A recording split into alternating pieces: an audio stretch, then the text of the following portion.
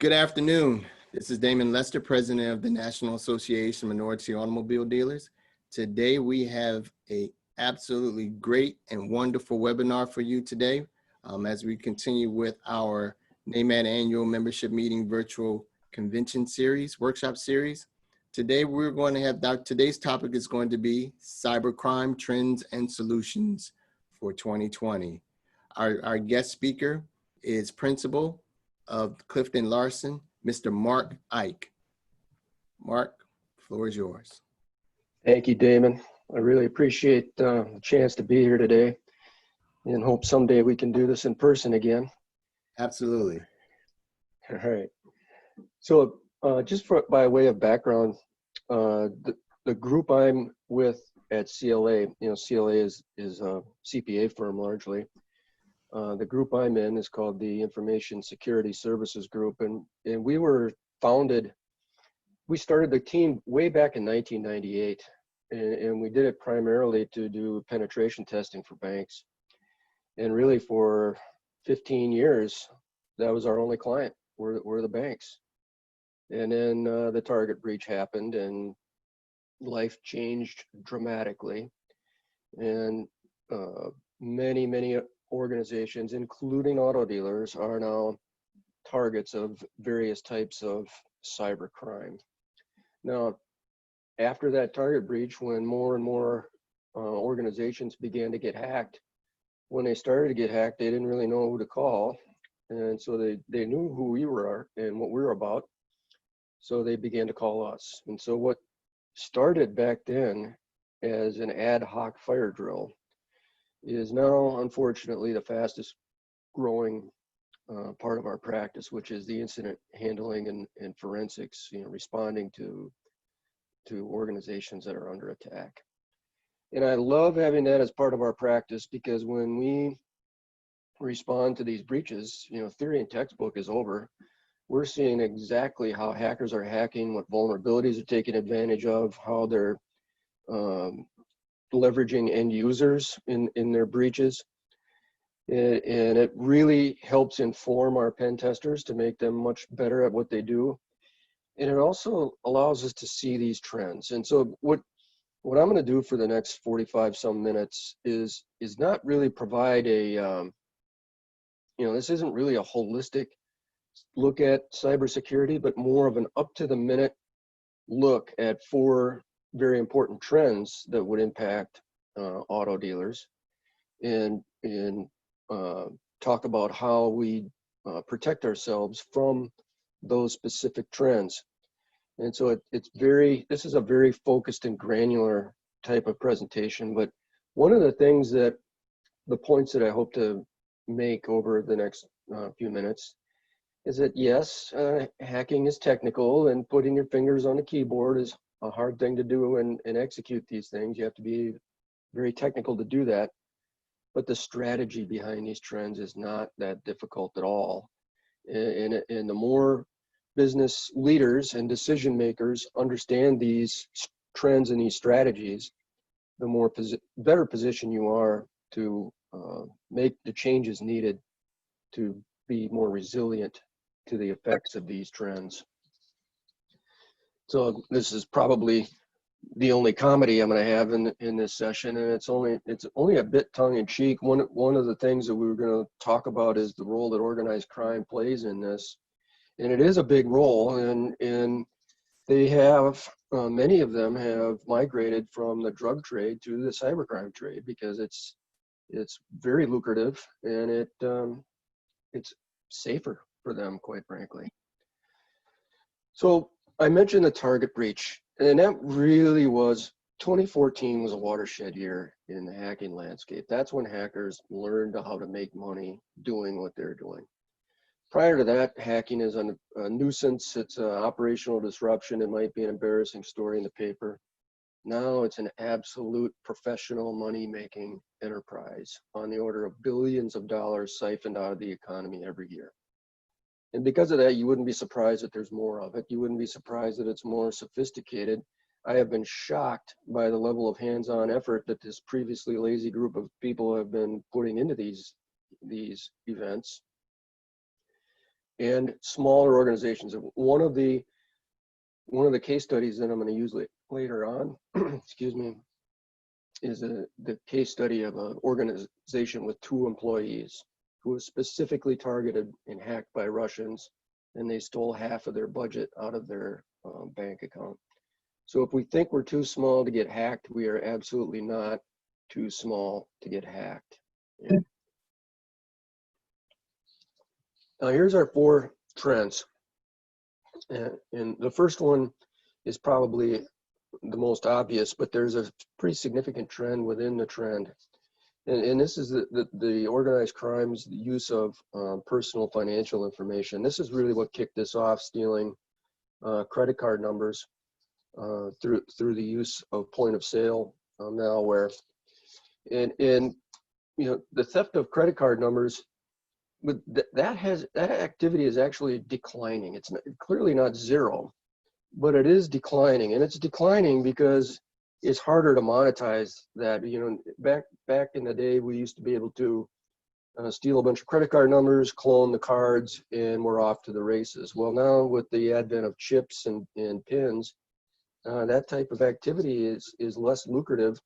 And even when I use the stolen information, for example, for an online purchase, that quite often tips off the fraud tools that the credit card companies use. So the shelf life of a stolen card information is much shorter. So it's less lucrative. But what's replacing it is the theft of what I call a broader PFI profile, which is your name, address, social, date of birth, driver's license number. The more complete and associatable to an individual, the more useful that is for the fraudster. And that information is very lucrative, and it has a much longer shelf life. And we see that trend on the front end, meaning that the hackers are stealing it. But hackers are good at stealing it. They're not that great at monetizing it. And so what has emerged in the dark web is an underground. It's almost like a wholesale to retail distribution chain where the hackers steal it, and then they sell it to organized criminals who are very good at the monetization part. And so I'll give you an example of the monetization. Last fall, I received a call from a tax principal in our Peoria, Illinois office. This particular principal had a client who was a very successful farmer, a 3rd-generation farm. One of these guys has tons of land. It's all paid for. This is a high wealth individual, very successful farm operation. His profile had been stolen and traded in the dark web. And on October 15 last year, they kicked off an attack on him that was very customized to him. They started by going to the post office website, USPS.gov, and using his profile, they applied for a user account. Once they had a user account, you can do things like buy stamps, forward your mail. They did a mail stop. So he wasn't getting his mail delivered anymore. It was just piling up at the post office. Once the mail stop was done, they went to the American Express online bank, applied for a loan, and pocketed $150,000 in proceeds from the loan. Then they went to the Social Security website and again applied for a user account. Once they were approved, they began to draw disability benefits in his name. Over the course of 3 days, they executed 24 different fraudulent transactions totaling over $2.5 million. And why did they do a mail stop? Well, all of that stuff gets confirmed using old-fashioned snail mail. And so this farmer, they kicked it off October 15. I think that was intentional as well, because he was so busy with his harvest that it took him 30 days to realize he wasn't getting his mail. So one of the things that we can consider in our personal lives around this trend is the idea of doing a credit freeze. And the credit bureaus have made that easier, much easier to do. And there's really good instructions on how to do that at the Federal Trade Commission's website, ftc.gov. It's a good thing to do to protect yourself personally, as well as having alerts, credit monitoring alerts that tell you when someone has open credit with your social security number. Those are good things to do personally. Now, the second trend is this idea of ransomware. You've probably all heard about it. Essentially, this is the use of malware that's not super sophisticated, but what it does is it encrypts everything that's on your machine. It encrypts your entire hard drive. And so now your device is basically a boat anchor, and you really can't do anything with it.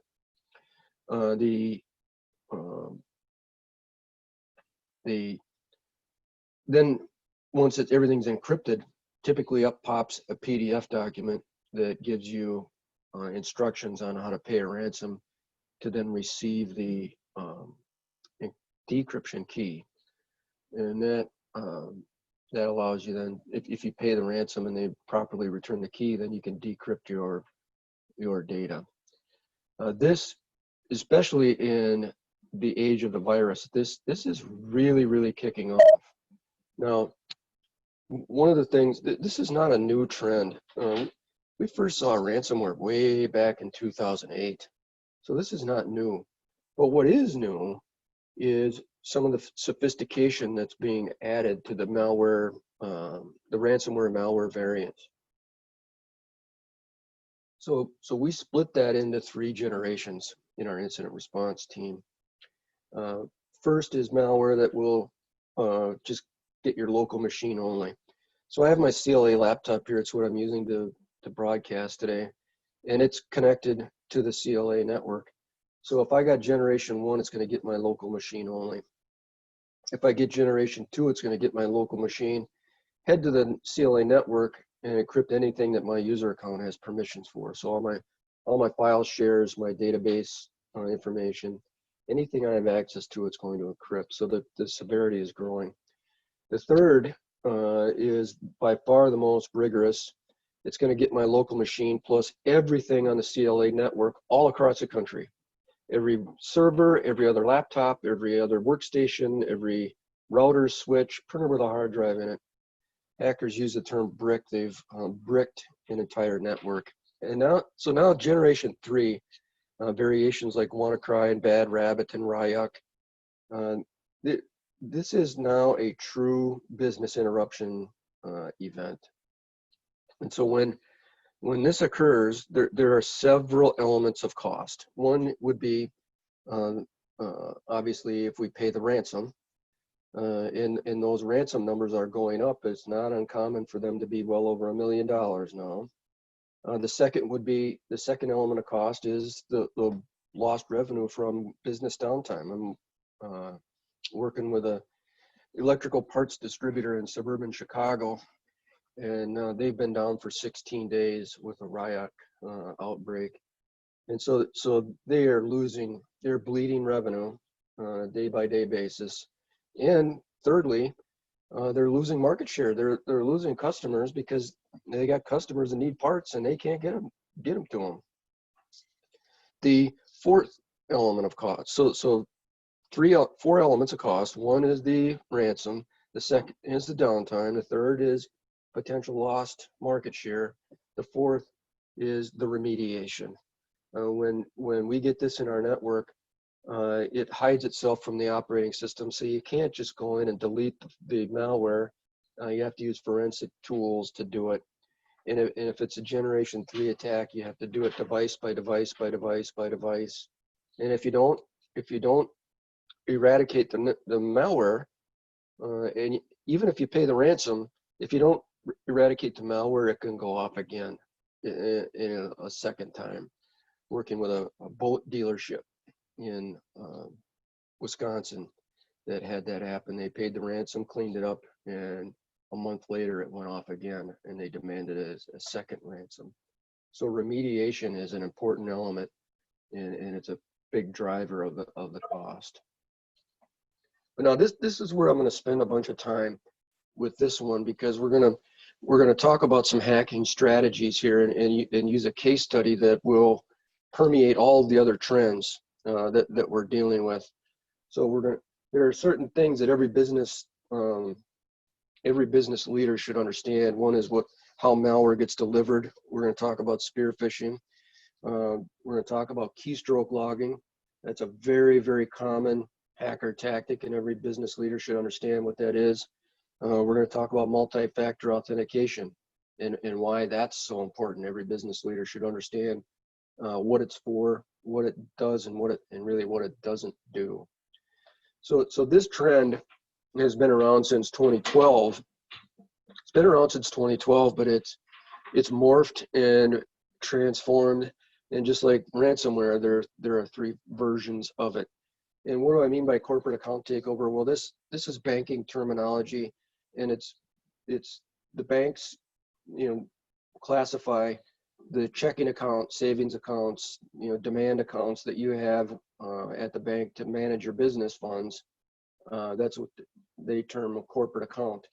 And in this process, the hackers are using malware to take over those accounts and steal money directly from your business banking accounts.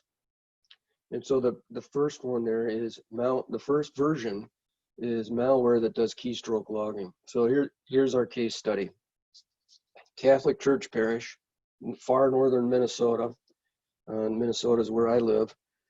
This parish is, they're a driver and a wedge from the Canadian border. I mean, they are in the middle of nowhere, and they have 2 employees, the priest and the church administrator. The administrator received an email that appeared to come from one of her friends. That's called spoofing when I forged that from line. And the object of doing that is to give the email some credibility. The body of the email was very believable in the context of what those 2 talk about with one another. It was like they hung up the phone and resumed their conversation by email. And the email was very well put together. There was no goofy grammar, no broken English, no misspelled words. It was a very well crafted email. It prompted her to click on a website link, which she was happy to do.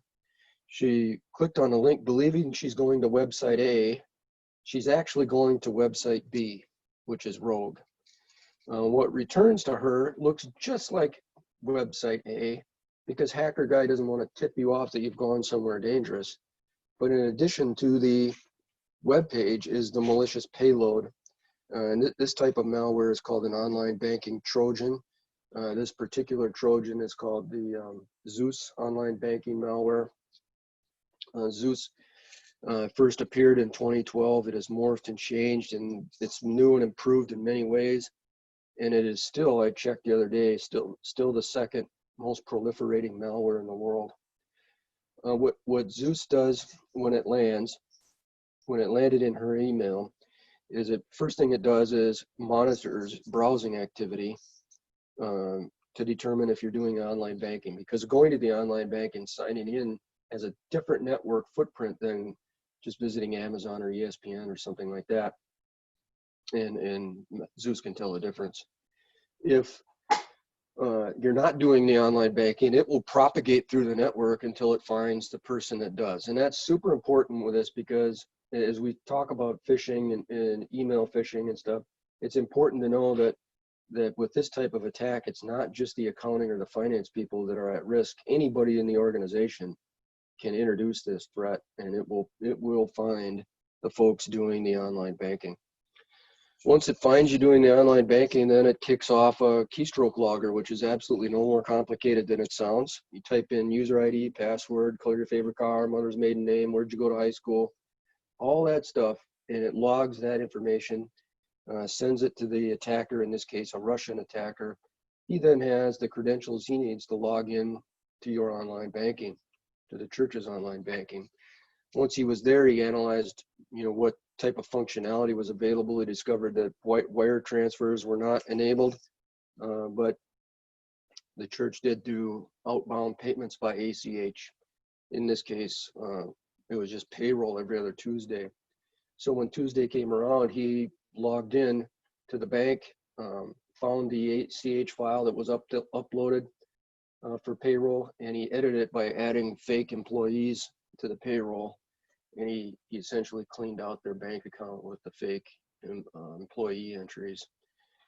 And that amount was over half their budget for the year. And that money was gone and transferred to bank accounts in Eastern Europe the same day. And that money was absolutely gone.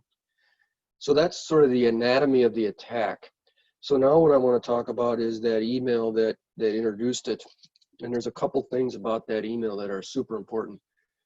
First of all, this is classic what we call spear phishing. And we differentiate spear phishing from other types of phishing, like the email from the Nigerian prince, for example. And that's very much a wide net type of phishing, where I'm sending 40 million of those out, hoping to get a 0.1% response rate. If I do that, I'll make some money. In a spear phishing email, I'm doing some background surveillance on my target, and I'm not sending 40 million emails, I'm sending one, and it's customized to the recipient. And because I'm only sending one, that's why it's called spear phishing. So a couple things about that. Number one, why the website link? Why is that such a big deal? That is a malicious website link is the number one way that malware, purpose-built malware, gets delivered. It's how the Target breach, Home Depot later, Marriott hotels, the ransomware that we're talking about. It's all delivered by a malicious website link. Now the answer to that goes back to the late 90s. In the late 90s, we had these things called viruses, right? We had Melissa and I Love You and Slammer and these others. And how were they delivered? They were delivered by email again, but with a malicious file attachment, often a malicious a JPEG picture file that had the malicious payload embedded in that file. So when you opened it, it would kick it off. So when those things started to occur, your IT shops dramatically changed the way they do email. They no longer deliver email directly to the desktop or to your laptop. It first goes through a single point of entry, such as a Microsoft Exchange server, or more increasingly the Office 365 server. And at that server, it gets aggressively inspected by antivirus, anti-malware software. So likelihood that a hacker guy can successfully deliver that malware by a file attachment has dropped dramatically. And if you've ever been to your favorite newspaper's website, you see ads dancing along the side. That tells us that our web browsers are used to receiving not just static information from a web page, but also executable programs that are designed to make those ads dance. And so a hacker guy says, Eureka, that's how I'm going to send my malware. But I can't just send you a web page. And that has to do with how your firewall at your company typically works. And so to illustrate that concept, let's consider my CLA laptop here again, connected to the CLA network. And I've had it with all this security stuff. It's boring and depressing. I'm going to do some fantasy football. So I typed in on my laptop, I type in ESPN.com and hit send. That creates what's called an outbound web request that travels across our network out through the firewall and up to the ESPN web server. ESPN says, well, here's Ike. He does this. Here's Ike again. He does this 4 hours a day, and they send the web page back to me. The firewall is correlating my outbound web request to the web page that's returning. And since I requested it, it allows that web page to come back to my laptop. Now contrast that with this. ESPN totally revamps their fantasy site. It's new and improved. Ike's going to rock his league. They send the web page down to me. What's the firewall going to do? Well, it's going to block that web page because there's no corresponding outbound request. That's the essence of spear phishing, is tricking the end user into clicking on a link to create an outbound web request. to a web page that will be honored by the firewall. That web page that comes back has the malicious payload in it, but the firewall, that's not the firewall's job to inspect that. So the first place that malware lands is right on my laptop. I hope that strategy makes sense. So let's look at the second element of that strategy, and that's the incredible customization that email had to that recipient. And I would admit, when I first saw that, I thought, how on earth did this Russian know so much about this sweet little church lady up in the middle of nowhere, northern Minnesota? I was flabbergasted by it, and I really had no answer for it until I met an FBI agent in Chicago. I got invited to be on a cybercrime panel in Chicago. Fellow panelist was a FBI cybercrime investigator. And after the event at the reception, I applied him with Truth Serum and learned a lot about what he was up to.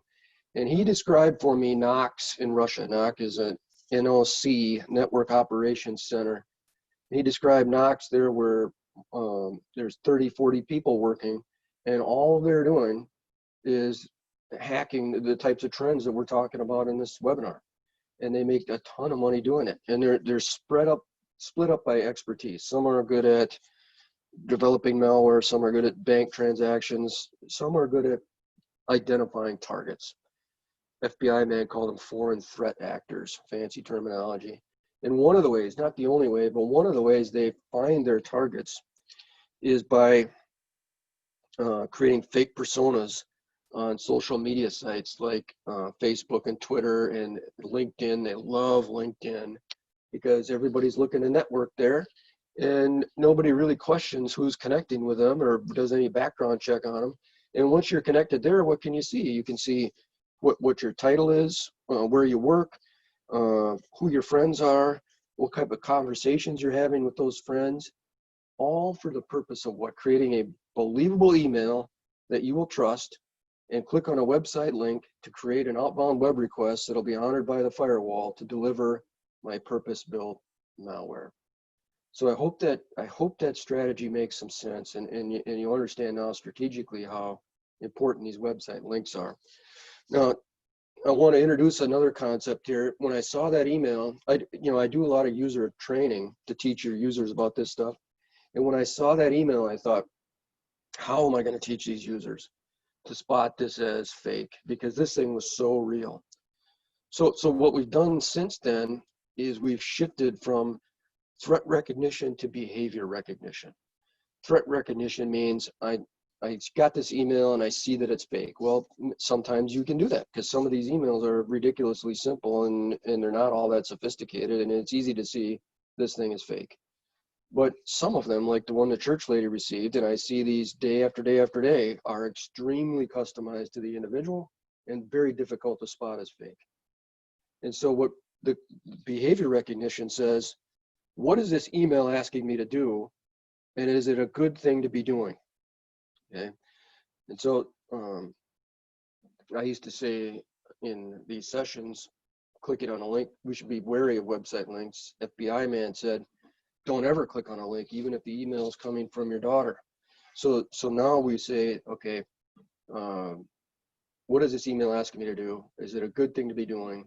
Clicking on emails is never a good thing to be doing. So one of the ways that we can get around that, if you got an email, you think it's legit, rather than click the email, fire up your browser and navigate to that web page on your own. That way, when you're going to A, you know you're going to A. You're not being redirected to website B, which is rogue. So I hope you find that tip useful. We're going to build on that behavior recognition concept as we talk about the different trends. Now I'm going to slide hop a little, so bear with me. When the keystroke logging trend began, it really hit its peak in 2018, and banks became more aggressive, offering and in some cases mandating a true multi-factor authentication solution like we see here. This is a classic RSA token. And when we talk about multi-factor, there are really three factors that we can consider when we sign on to a system. And that's what I mean about authentication, is when we're signing on to a system, there are three factors: something I know, user ID, password, color your favorite car, mother's maiden name, that sort of thing. Something that I am, fingerprint recognition, voice recognition, retina scan, biometric type stuff. The third is something that I have, and that's what this becomes. And the key to this is that 6-digit code that you see on the screen on the device. And that 6-digit code has three attributes that help it defeat keylogging. So when I use this to sign in, I still do user ID and password, but instead of color your favorite car, mother's maiden name, and all that stuff, I type in that 6-digit code. And so number one, that code is randomly generated in a highly unpredictable fashion. Hacker guy can't predict what that code is going to be. Number two, it's one-time use only. When I type it in, it'll never appear on this screen again. And three, it's going to change on there every 60 seconds to 5 minutes, depending on how I've got it configured. So if Church Lady was using this and she was being keylogged and she typed in user ID, password, and then the 6-digit code, would the keylogger get all three? Trick question. Yes, he would get all three.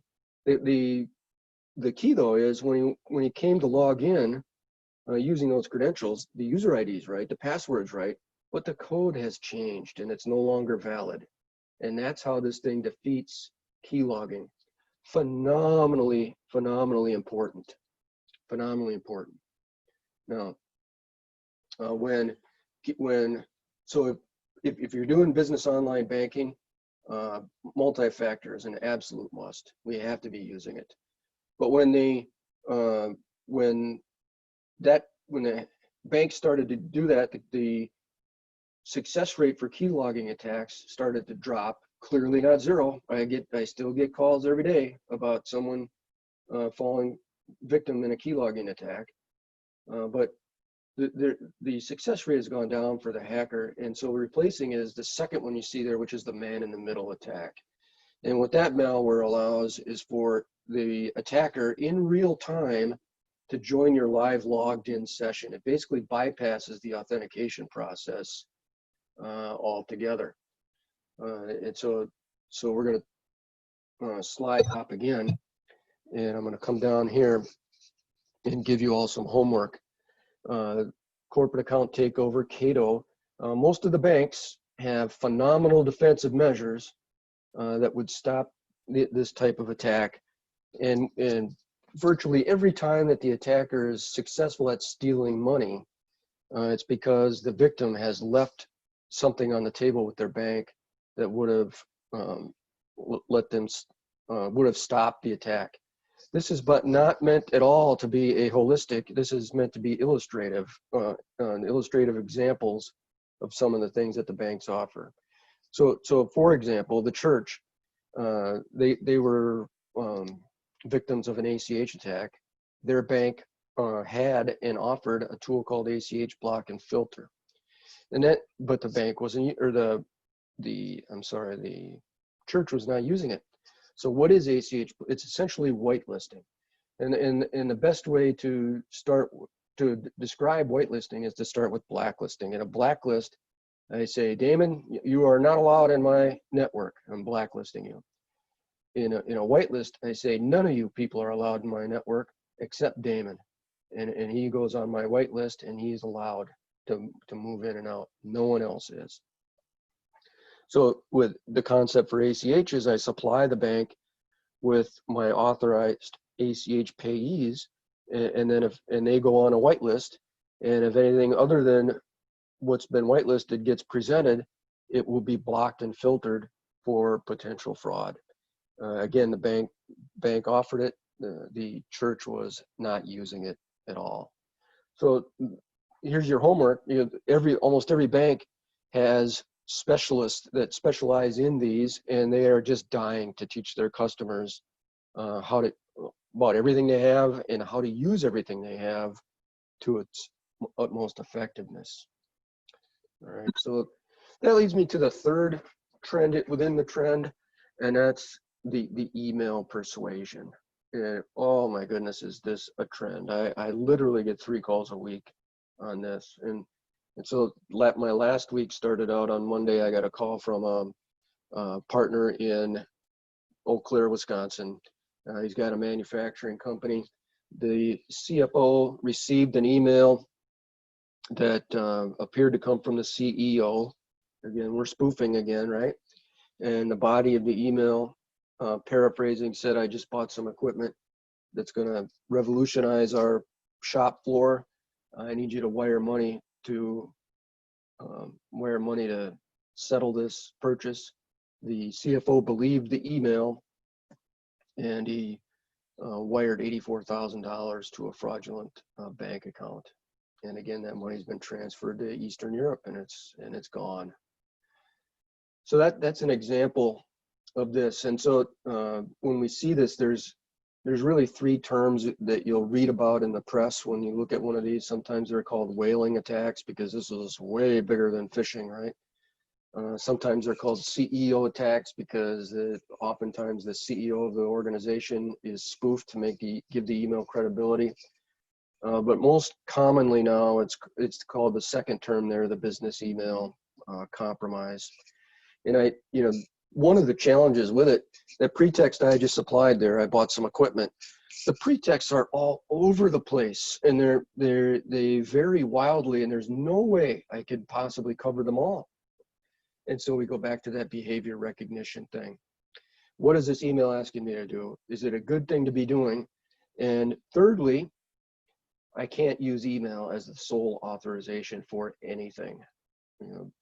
I've got to pick, when the boss wants me to wire money, I got to pick up the phone and verify that I can't rely on email as the sole authorization for anything.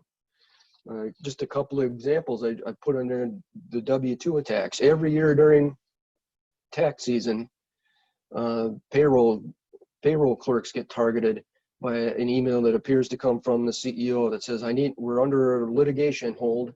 I need all of our W-2s.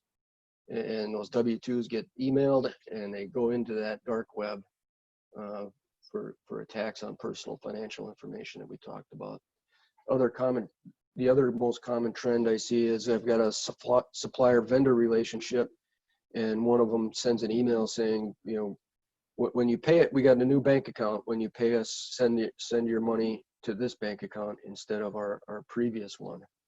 And months go by, and the payments are going to the wrong place. Those are examples. So remember our caveat. What is this email asking me to do? Is it a good thing to be doing? I can't rely on email as the sole authorization for anything. That's the trend that we're seeing here. The fourth trend here is called credential harvesting, which is fancy terminology for stealing user IDs and passwords. Hackers like to use the term harvesting because it makes them feel much better about their nefarious life of crime. So, this trend is about 18 months old, and it's really been driven by the absolute explosion of cloud adoption. Everybody's moving everything to the cloud. We're moving our accounting systems, our email, our backups, our CRM, everything's in the cloud. And if I'm a small business and I put my accounting systems in the cloud, how do I get there? Well, I navigate to a web page, type in user ID, password, and I'm in to my accounting systems. Now, if I can navigate to that web page, who else can? Well, the answer is obvious, and anybody in the world can navigate to that web page. And this is why hackers are targeting credentials. You may have read about the recent Twitter attack where all those famous people had their Twitter accounts. That's an example of credential harvesting. Once I've stolen a set of credentials, so many of us reuse the same credentials in multiple places. The hackers just start spraying them everywhere. I got a username and password combination. Do they bank at Wells Fargo? Do they bank at US Bank? How about Bank of America? Do they have Office 365 for their email? Do they use XYZ accounting for their cloud services? And if I go on if I go onto LinkedIn, I might be able to find clues as to where else I can use those credentials successfully. So, and this on the back end plays itself out in so many different ways. It's the example I have now is kind of related to the previous one. I'm working with a manufacturing company in Ohio, and the CEO lost his Office 365 credentials in a keystroke logging malware attack. Once the attackers had his Office 365, they went into his mail account and trolled through his inbox and his sent items and discovered, hey, this company is looking to acquire a competitor. They saw emails with negotiations and information about a potential acquisition. So the attacker used the CEO's email account, craft an email, and sent it to the controller. The paraphrasing the body of the email, it said, "We finally closed this deal, and I need you to wire money for the down payment on the purchase while we work out the sale contract." The controller believed the email and wired $2.5 million to a Chinese bank account. So repetition, right? What is this email asking me to do? Is it a good thing to be doing? And I can't rely on email as a sole authorization for anything. What made this email so difficult was, number one, this is not a spoofed email. It came from his email account. And so the recipient can't look at the from line and see this thing's not legitimate. And secondly, they've been living this acquisition for 6 months. So it was an entirely believable pretext for the controller. But that's where we go back to, again, what is this email asking me to do? Is it a good thing to be doing? I can't rely on email as the sole authorization for anything. One thing I can tell you, as time goes on, more and more clever pretexts are going to be discovered and used, and those three caveats with email are going to become more and more and more important to keeping the organization safe. I hope you find that helpful. The virus, got to have a virus slide, right? What this has essentially done is made emails much more believable, and so that the volume of spear phishing emails that have some type of virus related pretext has just shot through the roof, not surprisingly. And this is an example of a simple one. And so now we remember, when I click on that link, I think I'm going to that website. I'm actually going to a rogue website, and what returns is that malicious payload. So let's wrap up with a few mitigation keys, some of which I touched on already, and so it'll be some repetition. But these are the keys to make us more resilient. At the end of this deck, and the organization will send you the full deck. At the end of this deck, I have a 10-point plan for making that's more holistic. This is just related to the 4 keys that we talked about, the 4 trends that we talked about. And remember, those trends are theft of personal financial information, ransomware, corporate account takeover, and credential harvesting. And so the first one is training the users, all of your users, about those 3 concepts that I talked about. What is this email asking me to do? Is it a good thing to be doing? I can't have email as a sole authorization for anything. The second is to keep up to date with our patches. Malware takes advantage of security flaws called vulnerabilities, and to install itself and do its nefarious activity. Patches are what we get from the software vendor to correct those vulnerabilities. So as a vulnerability is discovered, the software groups develop that patch and they make it available and IT has to get the, download those and push them out to all the devices. How important is that? Well, according to the Computer Emergency Response Team at Carnegie Mellon University, 99% of successful breaches leverage a known vulnerability for which a patch exists. So keeping up to date with patches is critical. The next thing we need to do is remove local admins. Not everybody, but most organizations use some type of Microsoft domain. And in that domain, we have domain administrators and we have end users. And end users should never be local administrators. When we remove local administrator from the end user, we make them what's called a non-privileged user. And the first privilege that goes away is the privilege to install software. And why is that important? Well, what is malware? It's software that wants to install. And so if the end user is not an administrator, it makes it much more difficult for that malware to install. Our admins should really have two user accounts. One that they do that is a domain administrator that they do their IT administration tasks with. But then secondly, another user account that's a non-privileged user, because we never want to get email or surf the web as an administrator. That's a tip for us at home too. We should have two user accounts on your home computer, one that's non-privileged for doing email and surfing the web. It'll make your machine much more resilient against malware. We want to maximize that relationship with the bank. That's that homework we talked about. We can isolate the PC used for online banking. Our firewall can make a totally separate network.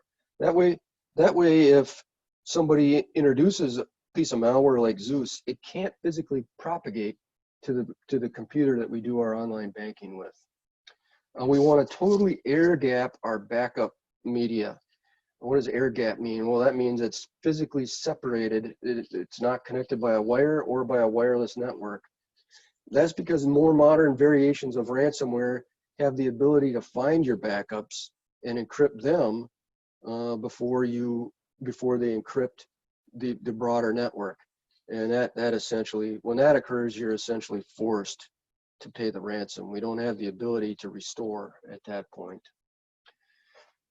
Implementing breach monitoring and incident response. It's amazing to me the availability. Our systems have the ability to monitor and detect, but by default, most of that monitoring and detecting function is turned off. And so getting that properly turned on and monitoring what we should be monitoring and having an incident response policy. If we do nothing other than tell our end users who to call if they see something funny, we'll go a long way down this. Somewhere on the order of 85 to 90% of breaches are discovered by end users, not IT. They see something weird, they're on Facebook and run, save, or cancel pops up. Well, that's weird. What does that mean? Well, that means something's trying to install, and that's not good. And so if the end user sees something weird, they all need to know who to call, and whoever they're supposed to call should be very patient and welcoming of those questions. No such thing as a dumb question, all right? Any and all questions should be allowed. And then finally, we want to use multi-factor for all of our cloud apps. So we talked about credential harvesting, talked about the going online to your accounting system. It's so important to use multi-factor for all that cloud stuff because it defeats the credential harvesting, whether it's done by keylogging or some other means. It's so important to defeat that. And this would include one of the things we want to do. So many of us during the virus are putting our users remote and doing a VPN. Well, we want, that's essentially a cloud app, and we want to do multi-factor on that as well. Almost all of the cloud providers have a multi-factor solution for their cloud apps, but almost all of them, it's not part of the default installation. You have to ask for it. So we should start doing that for all of our multi-factor stuff. And that's a good tip for home users as well. So that's my presentation. As I mentioned, this is a huge financial impact to the global economy. And so many companies, you know, I have so many companies that say, why would I be attacked? I'm not a bank. I'm small. I had a CFO at a $500 million manufacturing company say, why would anyone want to attack us? Well, now that we've listened to my church story, we know that anybody, regardless of industry, regardless of size, is a target for this type of attack. So as I close, here is my contact information. If you have lingering questions, my email address is there. I'm super happy to take questions by email, whether it's about security at work, security in your home computer, identity theft issues. Happy to help. So this is the start to my 10 key defensive measures. It's beyond the scope of this webinar, but I think your IT shop would find it extremely helpful. So that's all I have. Damon, thanks again for having me. Hey, And thank you, Mark. yeah. Mark, I got one quick question. Sure. How do dealers try to protect their CRM data when they're dealing with a variety of different CRM companies, or is that possible? What should they ask? What type of preventive measures should dealerships have in place? Yeah, that's a great question. So there's a couple different ways CRM gets done. Sometimes it's done on premise, where we buy a CRM program and we operate it inside our own network. The second way is with some type of cloud provider arrangement. And there's two, when we do the cloud arrangement, there are two very important considerations. One is that multi-factor to log into it, like we talked about. And second is for the cloud provider, asking them to have a SOC report made available. SOC stands for System and Organization Control Report, and it's basically an audit of a cloud provider's security measures and control features that's done by a CPA firm at CLA. We do a lot of those. I lead our national SOC practice, and it provides the customers of those cloud providers some comfort that the cloud provider itself is doing what they should be doing to protect that data. Does that make sense, Damon? No, it does. It does. Okay, good. Thank you, Mark. Yeah, you bet. And so once again, Mark, we want to thank you for conducting this webinar for us today. Very, very informative. As you know, we will be posting this, like all our webinars, on the NAMAD.org website. I hope everyone enjoy the rest of their day. Please be safe, and also make sure you wear those masks. Let's try to fight COVID as much as we can by being safe. Again, everyone have a great day, and thanks again, Mark, and thanks again to CLA. Thank you.